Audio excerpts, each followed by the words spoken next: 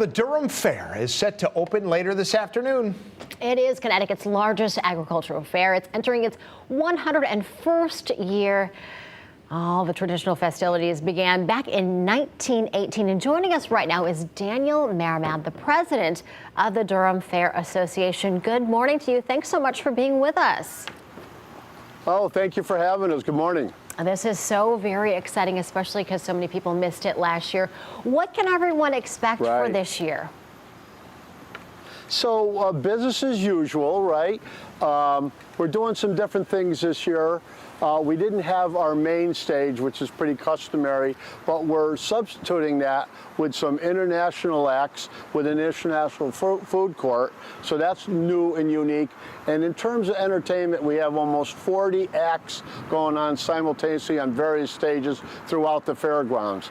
And the focus is more on regional entertainment than national this year. We always have to ask, what are you doing to try to keep people safe? Of course, your big advantage, it's mostly outdoors. That really helps with regards to stopping the spread of COVID. But what else do you have in place? So we've been following the Department of Public Health's guidelines, right? We're recommending that indoors people wear a mask, unvaccinated folks.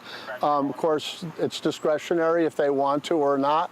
A lot of our fairgoers come in on buses, so because that's transportation, we're expecting and strongly recommending that on buses, and this is more a state mandate, that they wear masks.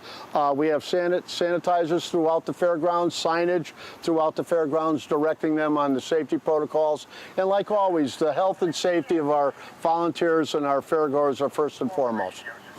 All right, once again, the fair and all the fun kicks off at 4 o'clock this afternoon. What do people need to know about getting tickets? Do they need to buy them in advance? Do they need to make reservations? The recommendation is always try to get here early because of traffic, right?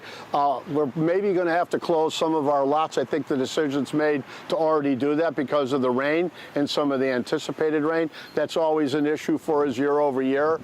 So alternatively, our lots will be at Tilcon Tommaso off of Route 68, right off of exit 15 on 91. If you happen to come in 17 south, we're going to go to District 13 where the school is. And if you're coming in from 79 or 77 north, they're going to go to the Wimblers lot down on Route 77. Okay, before we let you go, Daniel, you mentioned the International Food Court. For me, fairs are all about the food. Can you tell us who's there, what kind of things you can get this year? We've got 12 different ethnic, I don't know them off the top of my head, for the food court. What do we have in terms of different ethnic? Well, in the schedule we have the different bands, and then we have a variety. But they're asking what foods are we showcasing there? I know Italian. I think there's a Colombian.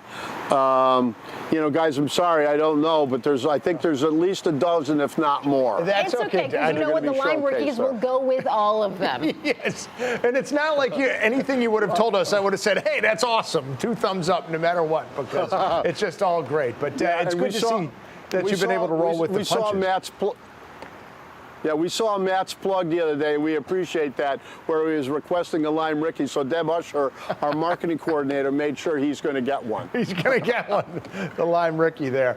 All right. This for him there at the Durham Fair. So the gates open at 4 o'clock today, and then in the mornings, Friday, Saturday, Sunday. What other information people need to know? Is there anywhere they can go? So we have an opening ceremony today. If people want to come out today at 4 o'clock, that's a ribbon cutting ceremony. Some of the state dignitaries will be here. Of course, our first selectman will be here. As you said, every day the gates open at 9. For Friday, Saturday, it closes at 10. And on Sunday, we're 9 to 6 p.m. So I always recommend coming early, especially with some of the alternative parking lot situations, and traffic patterns. I'd recommend they get here early.